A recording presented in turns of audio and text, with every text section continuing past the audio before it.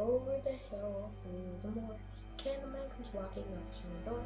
He lights the candle and walks to your bed. Leaves the candle in your window and leaves with your head. That's the nursery rhyme my grandma used to tell me when I was young. I remember that little rhyme terrifying me as a child.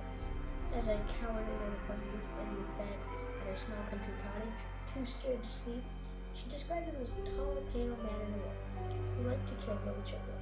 And whenever he killed, Grandma would say in a hushed voice, he would leave a ghostly candle on their window.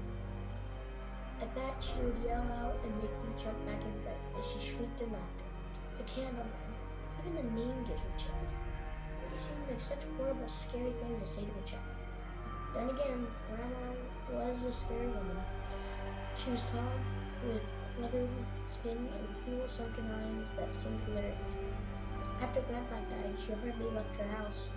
She just sat there in a rocking chair, telling stories of Candleman and taking delight in nightmare, laughing madly when I jumped. Grandma was such a disgusting woman. Anyway, when I grew up, I learned it wasn't her fault when Grandpa's death had shaken her up, messed with her head. She didn't know what was appropriate anymore. Grandpa was only alive when I was a baby, and I never knew him.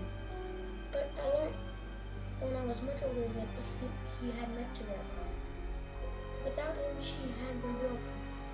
She died when I was 13. I guess it didn't really come to me as much of a shock.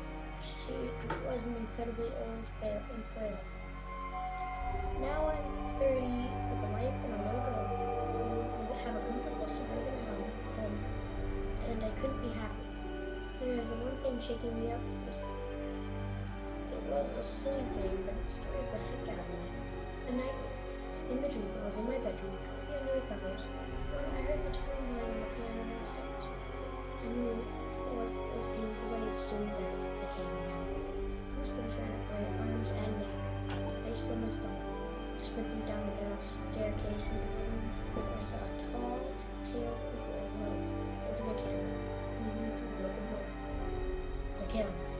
He was about 6'4" and 5, the dead-looking beady eyes, and a wide nose.